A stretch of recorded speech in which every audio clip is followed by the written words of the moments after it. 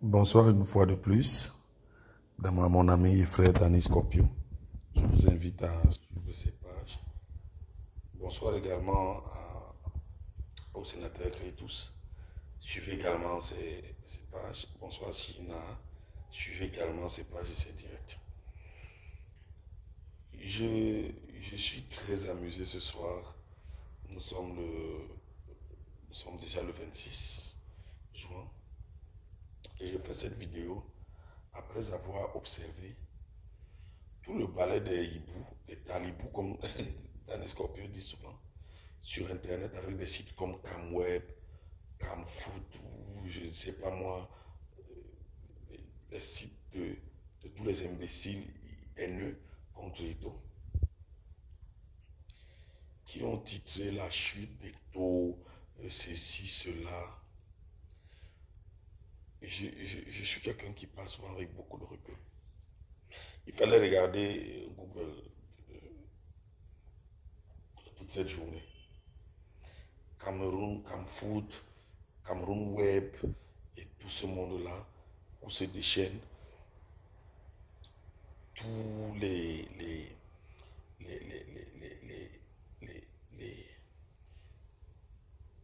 pourchasseurs d'Eto'o, tous les sorciers qui veulent la mort d'Eto'o. Mais comme je dis souvent, ils n'ont pas compris quelque chose. Eto'o est dans son élément, le football. Il n'y a personne, je répète, il n'y a personne en Afrique, au Cameroun, qui peut parler dans les affaires de football quand Eto'o parle. Il parle là tous. Personne ne connaît la CAF plus qu'Eto'o. Eto'o, tous ces gens-là sont à ses pieds. À la CAF, vous avez vu dernièrement au dernier congrès de la FIFA. Parce que Eto'o, c'est une icône, c'est quelqu'un qui a marqué le football mondial, africain et camerounais. Je vais vous raconter une petite anecdote pour ceux qui ont déjà voyagé. La popularité d'un grand joueur de football dans le monde se mesure, par exemple, sur sa capacité à mobiliser, à vendre. Et tous ces talibous-là comparent le petit Onana, qui n'est encore rien du tout, à Eto'o. Parce que les gens ne savent pas. À l'âge qu'Onana a là maintenant, Eto'o avait déjà gagné 2 CAN. Il avait déjà gagné au moins 3 coupes européennes. Il était déjà meilleur buteur du championnat, du plus grand championnat du monde. Il avait déjà les Olympiades. Il avait déjà joué une finale des confédérations. Donc ceux qui essayent de comparer, et lui,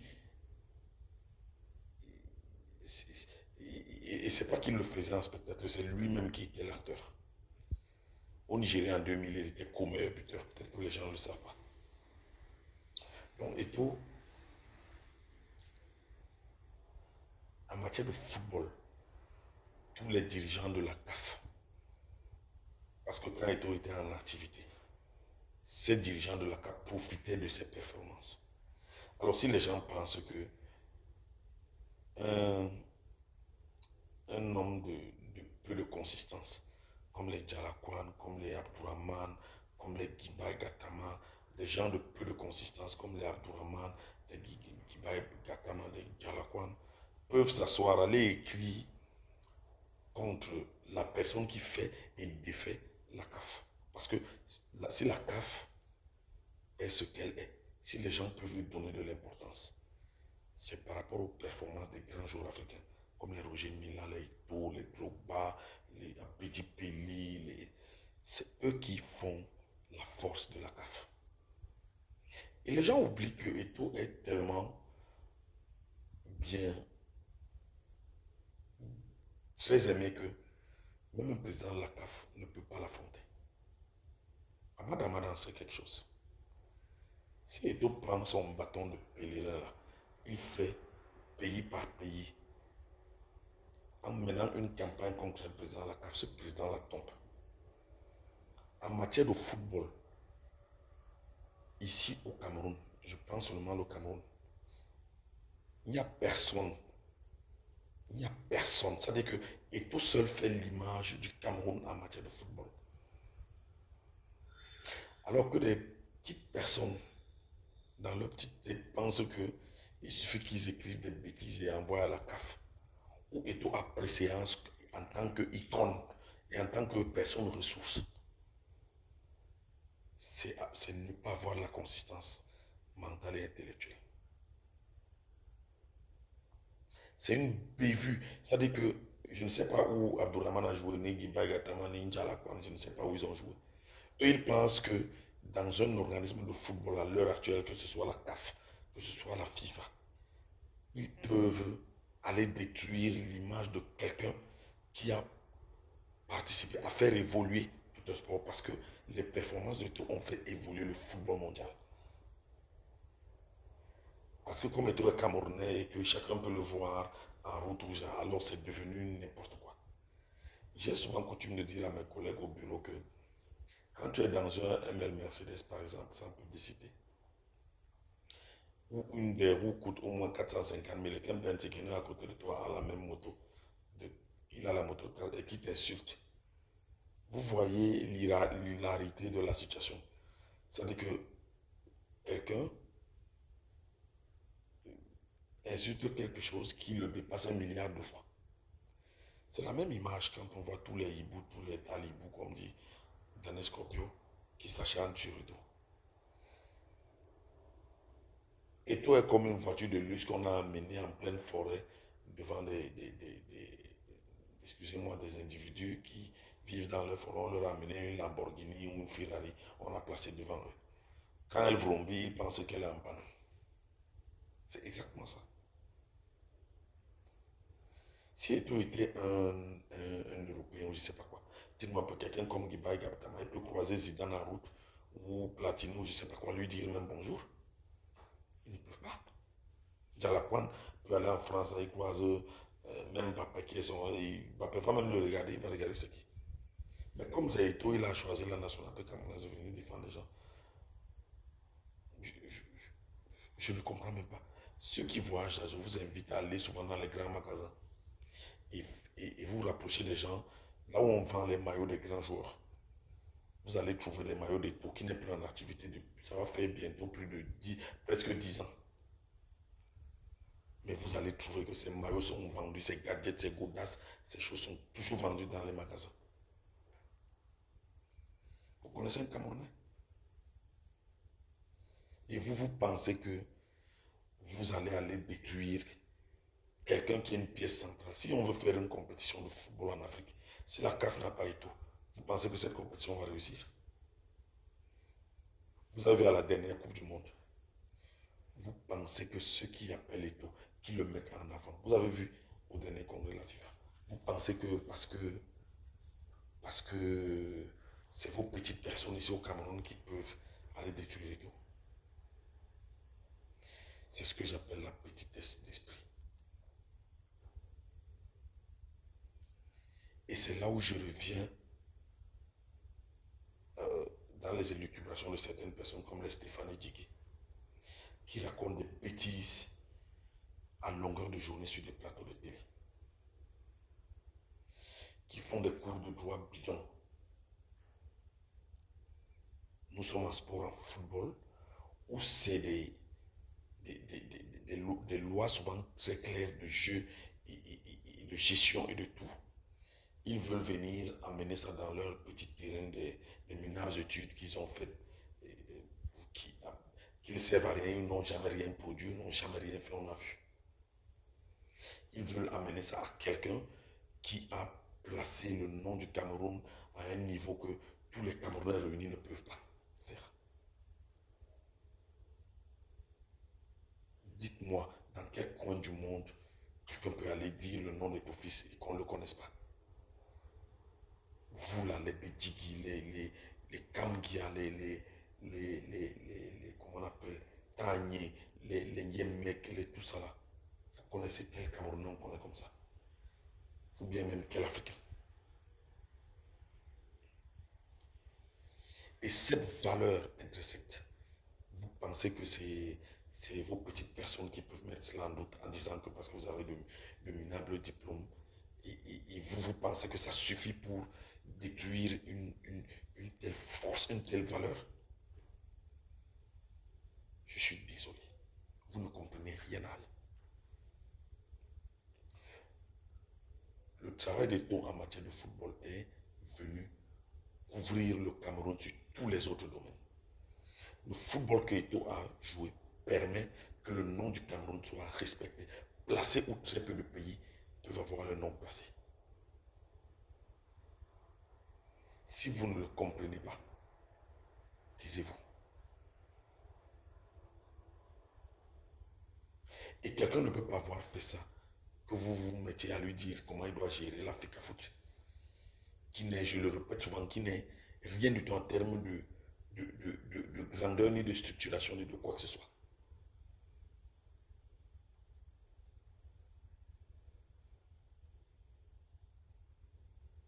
Vraiment,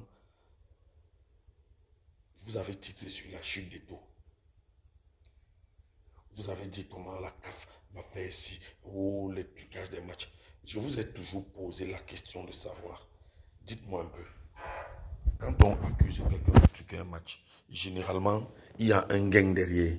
Eto'o, lui, gagne quoi après truquer un match du championnat camerounais? Il gagne quoi?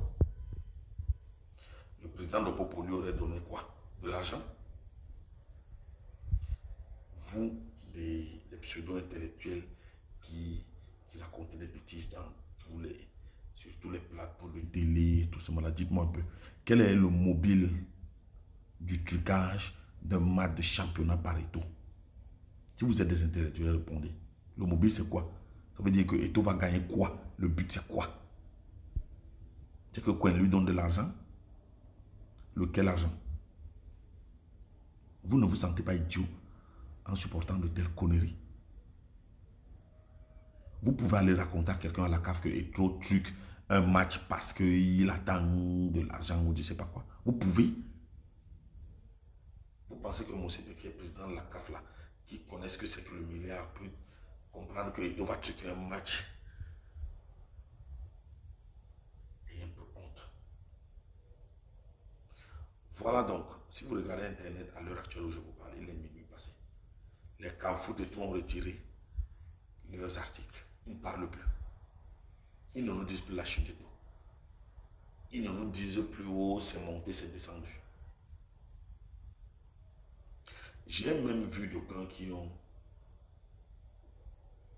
invoqué l'article, je ne sais pas, 27 du code éthique de la FIFA ou quelque chose comme ça. Moi, j'ai lu cet article. En fait, la partie que eux-mêmes ils ont mis sur Internet, j'ai lu. Les concernés. L'article commence au premier paragraphe. On dit ceux qui sont concernés, mais on n'a jamais dit les gens qui sont concernés. Je vous rappelle jusqu'à preuve de contraire que Eto'o est président d'une fédération qui est membre de la FIFA. Eto'o n'occupe pas un poste à la FIFA. Eto'o n'est pas un cadre de la FIFA ni un dirigeant de la FIFA présentement. Donc c'est fait de la petitesse d'esprit de penser que si lui il fait quelque chose en tant que président d'une fédération, une personne physique au Cameroun, on peut lui appliquer le code éthique de la FIFA sur ce plan-là. C'est-à-dire que sur cet aspect des choses-là. Parce que dans cet article, on dit bien pour ceux pour qui c'est applicable. Alors je vous mets au défi de me montrer que cet article-là est applicable à Eto'o. Je m'adresse à Aristide Mono, à Stéphane Djigui, à Kamgia, comment vous l'appelez, à Tani, à Yemek, à tous ces mondes-là qui passent le temps à faire des élucubrations. Je vous mets au défi.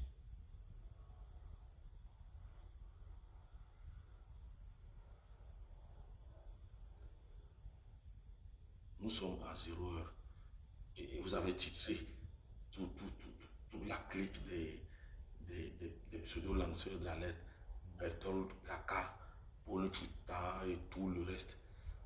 Vous avez titré que Eto'o est tombé. Alors je vous parle, il est minuit 42. J'attends toujours la chute d'Eto'o. Il y a un célèbre artiste camerounais qui a chanté. Et j'attendrai longtemps, longtemps.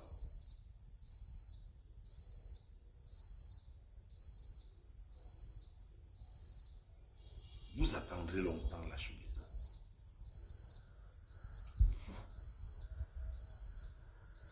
devriez avoir honte. C'est-à-dire que quelqu'un vient pour changer les choses et tout. Tout ce que vous lui dites de faire, c'est de laisser de démissionner. Tous les jours, vous êtes en train de dire, il a créé un scandale, il a mal gouverné, vous ne dites jamais rien de concret. C'est-à-dire que vous ne dites jamais rien que sur quelle chose il a mal fait. Simplement parce que certaines mauvaises personnes comme les Cohen, on leur a coupé, les banques, on leur a coupé les vivres, tout ce que ceux qui représentent le Niger, qui venaient faire des conneries à l'Afrique, on a coupé. C'est devenu kill management. Le championnat se joue, oui, les coupes se jouent, oui, les joueurs sont payés, oui, les équipes sont mieux organisées, oui. Est-ce que... Oui. Mais vous racontez toujours, oh, la gestion calamiteuse de l'Afrique Foot, machin. Vous ne dites jamais rien de concret. Que des bêtises. Ça ne suffit pas, il faut l'amener à la CAF. Oh, il sera suspendu, il sera fait. Où est la suspension? Maintenant, ça c'est quoi? Maintenant, ça c'est quoi? Où est la suspension? Déjà même, vous êtes de petites personnes parce que vous aurez dû comprendre que la CAF même n'est pas compétente même dans cette histoire. Moi, je ne suis pas un professeur de droit et tout, mais ce que je sais, c'est que quand quelqu'un va s'adresser à une cour, quand quelqu'un va porter plainte et tout, on doit quand même lever l'équivoque du vice de forme et de fond. Les prérogatives d'un président d'une équipe au Cameroun lui donne ce genre de prérogatives d'aller porter plainte à un président de la fédération à la CAF. C'est sur quelle base juridique? Simplement parce qu'il est un des membres de la fédération. Et même s'il doit le faire, est-ce que la CAF ne doit pas demander à ce que Samuel Eto'o donne sa position avant même d'ouvrir une affaire ou de faire quoi que ce soit? Donc vous devez avoir honte. Les camfoot, les camweb, les machins, ils ont enlevé les articles où Eto'o était condamné, chassé du football pour 5 ans ou je ne sais pas quoi. La honte. Vous ne pouvez pas Samuel Eto'o en matière de football. Cherchez-le dans autre chose. Mais en matière de football, partout où vous irez, vous trouverez que lui a une longueur d'avance sur ça. Parce que c'est qu'il a fait en football là. Vous attendez encore 1000 ans avant de voir quelqu'un d'autre comme ça au Cameroun et en Afrique.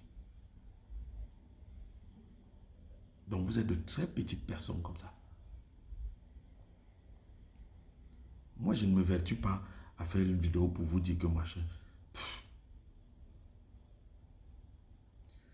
Il n'y a aucune compétition que la CAF peut organiser à l'heure actuelle et prétendre se passer de Samuel Eto'o. Parce qu'il demeure l'homme le plus populaire. Je peux me dire peut-être l'homme le plus populaire d'Afrique. Et si vous pensez que vos petites élucubrations, vous ne savez pas quel pouvoir a ce mec avec, je parle de sport, pas autre chose, avec ses performances qu'il a fait pour le football. Voilà votre fameux procès à la CAF. Voilà ça. Donc vraiment, c'est comme ça que vous serez surpris, débouté dans toutes vos sorcelleries que vous faites contre eux. Voilà comment Dieu va vous montrer que vous n'avez pas raison. Voilà. Bonne soirée.